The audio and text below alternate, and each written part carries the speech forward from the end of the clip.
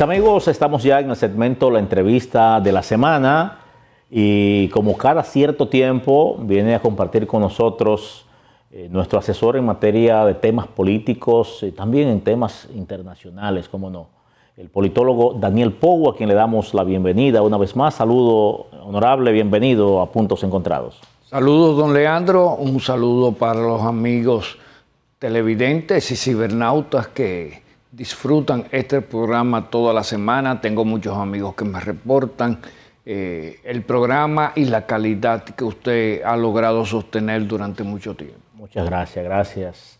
Honorable, de verdad que nos gusta mucho compartir con usted, tenerle por acá. Y de entrada inmediatamente quiero que nos hable cómo usted observa el panorama político que vive actualmente la República Dominicana. Bueno, la República Dominicana es uno de los países más estables de toda Latinoamérica, porque a pesar de algunas estridencias promovidas desde sectores que apuestan al caos, apuestan al fracaso, pues tenemos buena perspectiva, tenemos reconocimiento de organismos internacionales en cuanto a política económica, en cuanto a protección de el libre ejercicio de la libertad de pensamiento y expresión. Recientemente, esta semana, hubo una cumbre que tenía que ver con comunicación, y en la cumbre, pues, el gobierno fue felicitado por la apertura y por la amplitud en los temas que se mantienen dentro de la palestra. Y por el otro lado, se han suscitado algunas situaciones de individuos vinculados al partido de gobierno, aunque aquí todo el mundo dice estar vinculado con el partido de gobierno, ya sea porque es amigo de un dirigente, ya sea porque conoce al presidente, por cualquier motivo, que han sido pues solicitados en extradición. Me llamó mucho la atención que una de las personas solicitadas en extradición llegó al aeropuerto como cualquier pasajero a ponerse a disposición de la justicia norteamericana, de las autoridades norteamericanas. Pues muy interesante ya ese tipo de... Eso no se veía antes. No, antes iban con escolta y venían marchar a llevárselo. ¿Ese cambio a qué se debe? No, porque es que son gente que lo que le interesa es ventilar su estatus. El hecho de que a usted lo requieran no quiere decir que usted está incriminado. Al contrario, el que huye es que se incrimina. Una persona que no tiene ningún hecho o que posiblemente por un vínculo colateral se le presente una situación en cualquier país, Estados Unidos, España, Francia, Argentina, con el narcotráfico, pues no necesariamente tiene que estar implicado.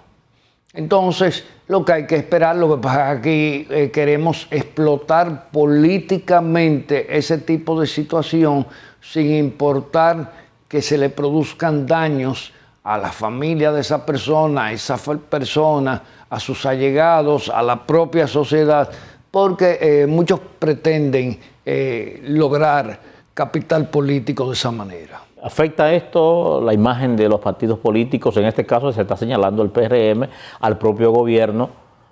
Mira, si analizamos este tema seriamente, podríamos decir que aquí todos los partidos que han pasado por el poder en los últimos 25 o 30 años han tenido sus operadores del narco favoritos. Ha estado permeado por este narcotráfico. Claro, pero tuvimos en el caso que vincula a Figueroa Agosto, tuvimos como contratista del OISOE al jefe operativo que le traía los sacos de drogas al país y que además que le traía las valijas repletas de dólares de los recaudados por Ángelo Millones en Puerto Rico para lavarlo en bancos dominicanos. Aquí se fue extraditado un ex jefe de operaciones de la DNCD, un jefe, y fue condenado en Estados Unidos a 5 años de prisión por narcotráfico. Lo que pasa es que los norteamericanos nunca han tenido un real interés. La doctrina de la guerra contra el narcotráfico ha sido un elemento fallido, porque no es una guerra, señores, es una persecución criminal lo que hay que hacer, porque el narcotráfico no es una actividad delictiva cualquiera. El narcotráfico es una actividad criminal que responde a los paradigmas y esquemas del crimen organizado. Y con violencia usted no va a poder erradicar, ni siquiera con la incautación de la droga. La incautación de la droga es un elemento circunstancial. El narcotráfico es una actividad comercial que lo que procura es obtener beneficios. O sea, la droga en sí mismo no es el problema, son los grupos que operan y que de alguna manera permean los estamentos económicos y financieros en un país y que forjan nichos de poder que le permiten tener una cierta, podríamos decir, prevalencia política. Y que busca aliados por todas partes y en sociedades capitalistas como las nuestras, donde la gente quiere aparentar estatus, donde la gente quiere dar señales de éxito, pues el dinero es una tentación. Indiscutiblemente que uno de los problemas que ha tenido la República Dominicana es que ha enfocado mucho su labor contra el delito en el raterismo y no en el crimen organizado. Pero el crimen organizado no solo es el narcotráfico. Hay otras actividades criminales que son conexas. Y hablar de carteles en República Dominicana es una ilusión. El cartel es una definición de una figura institucional criminal que tiene que reunir determinadas características. Aquí lo que hay son operadores de los carteles, que son individuos pagados por los carteles para facilitar el trasiego de droga a través de nuestro territorio. Pero los carteles están en México y algunos, uno que otro, en Sudamérica. Paul, ya en otro tema, para principios del mes de diciembre, se tiene planificado desarrollarse en la República Dominicana la Cumbre de las Américas. Tiene a la RD, o sea, República Dominicana como anfitrión, pero aparentemente le dan el derecho de invitar. Correcto. Se exceptúa de estas invitaciones a Cuba, se exceptúa a Venezuela, Nicaragua. Sí. Hay dos países que aún han sido, aunque han sido convocados, como el caso, por ejemplo, de México y Colombia, han dicho ya que no vienen al país, o sea, no van a participar de esta cumbre. Me gustaría que usted nos hable con relación a esta parte, los motivos. Primero, los motivos para que República Dominicana no convoque a estos tres países, Nicaragua, Venezuela y Cuba. Sí. Y los motivos por los cuales México y Colombia dicen que no van a participar. Bueno, hay varios motivos. Vamos a comenzar. Tengo entendido que Cuba no es parte de la Organización de Estados Americanos. Nicaragua tampoco y Venezuela tampoco. Hay que partir de ese criterio.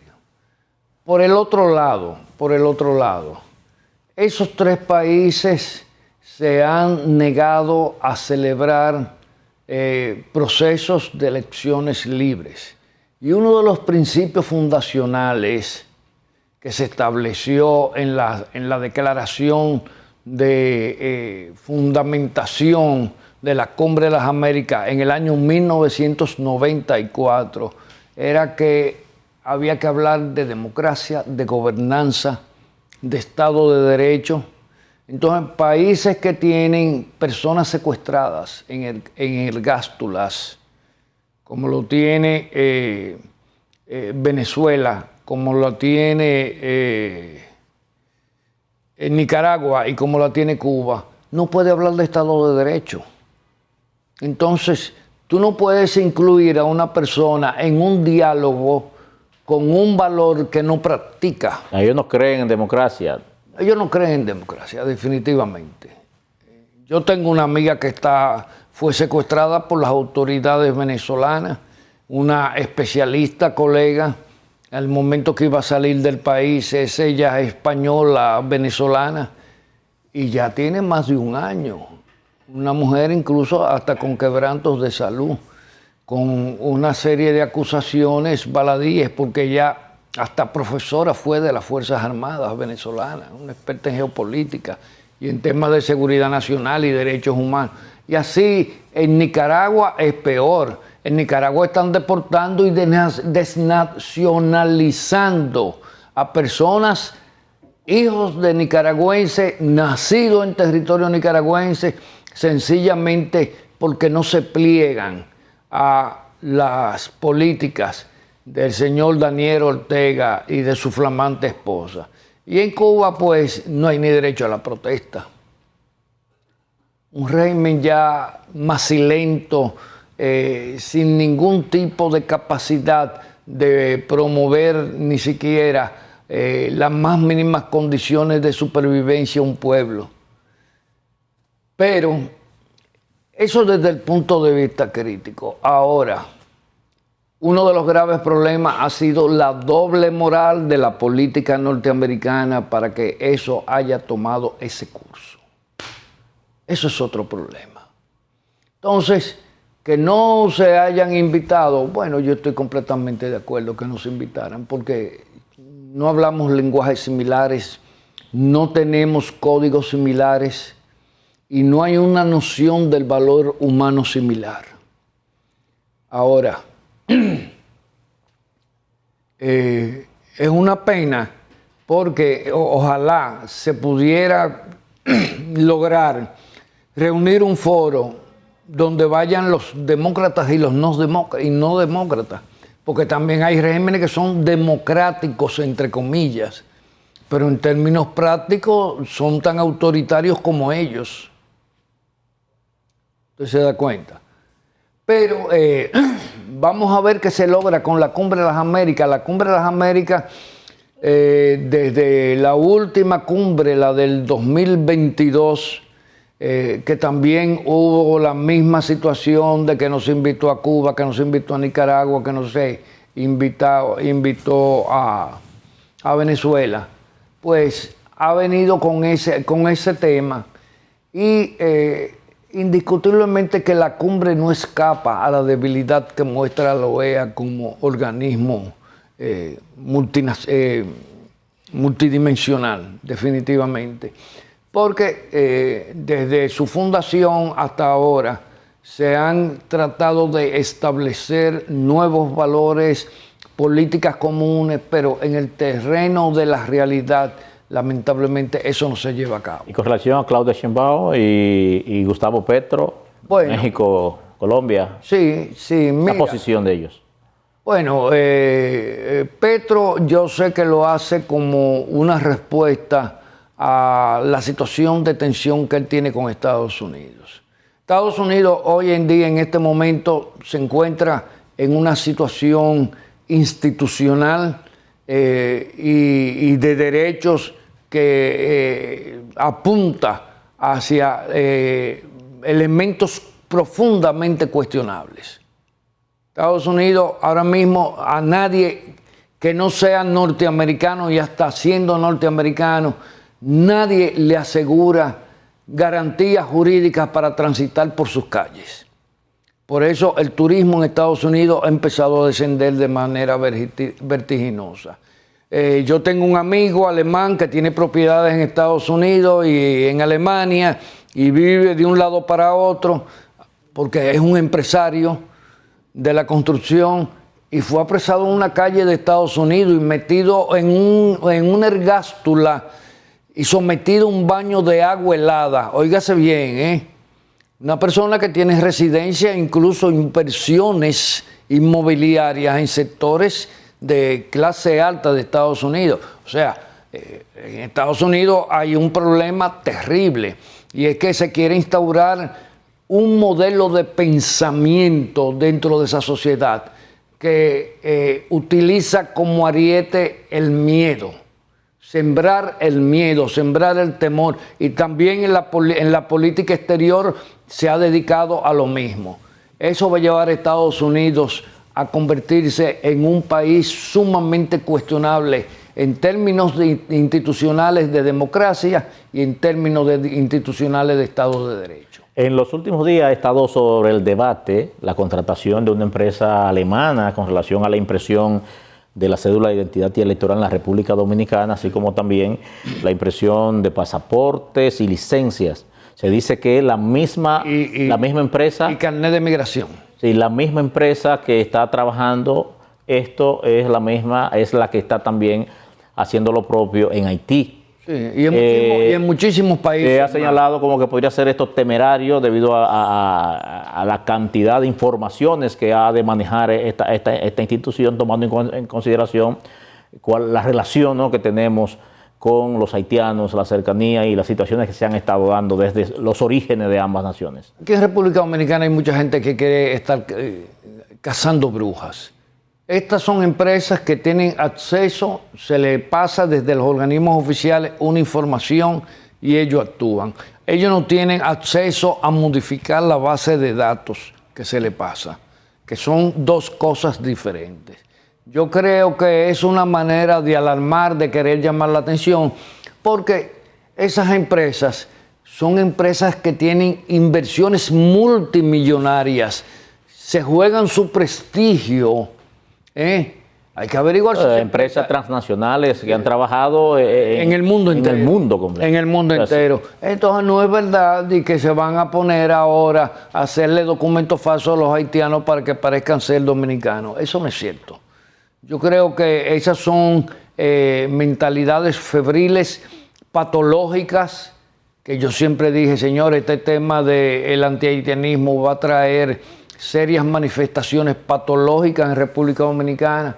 Y eso no son empresitas de los Gómez, de esa gente que hacen carnecitos. De hecho, esas son de las pocas empresas que tienen en el mundo licencia para poder imprimir, para poder proveer documentos con el nivel de seguridad que se requiere para sus fines. 5.500 efectivos se aprobó por la ONU, ha sido aprobado por la ONU para intervenir como fuerza de supresión de pandillas en Haití. ¿Usted cree que son suficientes?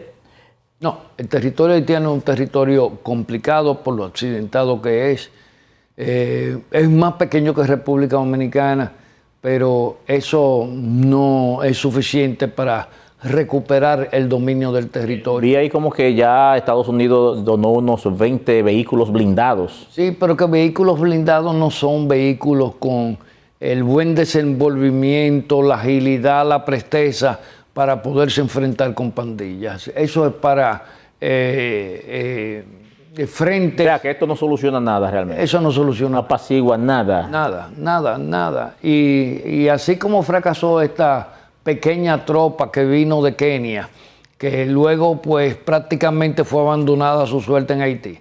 Pero ahí hay un problema político que es todavía más determinante. ¿Qué tan seria es la decisión de parte de Trump de enfrentar el régimen de Maduro en tierra ya en Venezuela? Bueno, una cosa es decir las cosas y otra cosa es hacerlas.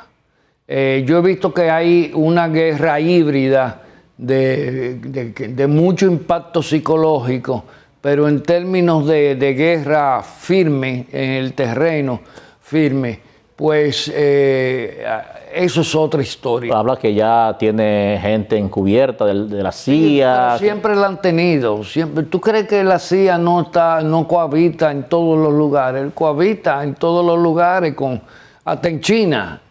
Lo que pasa es que cada país... se ve asustado, sí, Maduro. Bueno, Maduro lo que pasa está que no es un hombre de Estado, Maduro no es un hombre de valor, él llegó ahí por una carambola histórica y no es el hombre que tiene el arrojo y le interesa, aparte de que carece de liderazgo internamente, porque el hecho de que se le subsuman los militares venezolanos no quiere decir que ellos sienten admiración por él ni que están dispuestos a poner la carne en el asador por él. Es porque se acomodan como los militares en toda parte del mundo, los militares se acomodan a los presidentes y tratan de obtener la mayor cantidad de beneficios posible. ¿Implica entonces que se quedará eso en amenaza? Sí, yo creo que los venezolanos tienen que buscar fórmulas de ellos resolver su problema, no de que se lo vayan a resolver. Porque aquí en República Dominicana, en 1965, los dominicanos resolvimos nuestro problema y nos enfrentamos con 42.000 marines. Venezuela, Estados Unidos, para poder tener un dominio de Venezuela en términos territoriales, primero, tiene que tener apoyo de grupos internos. Óigase bien, tanto civiles como militares. Tiene que contar con una tropa de más de 150.000 hombres acostumbrados a pelear en tierra. El militar norteamericano no está acostumbrado al enfrentamiento cuerpo a cuerpo. Ellos te meten 30 misiles, destruyen y después llegan. El militar norteamericano, y Venezuela tiene mucha selva, mucho territorio selvático. Y eso es una complicación para un ejército como el norteamericano, que ya incluso en la mayoría de los eventos que ha participado últimamente, la única lucidez que tiene es la de la tecnología. La tropa norteamericana es una tropa de muy baja calidad. Bueno, agradecemos infinitamente al politólogo Daniel Pou que haya venido, haya comparecido a compartir con nosotros en este segmento la entrevista de la semana. Pou, gracias infinitas. Muchas gracias a usted, Leandro. A los amigos televidentes también las gracias por la sintonía. Será hasta nuestra próxima entrega. Bendiciones.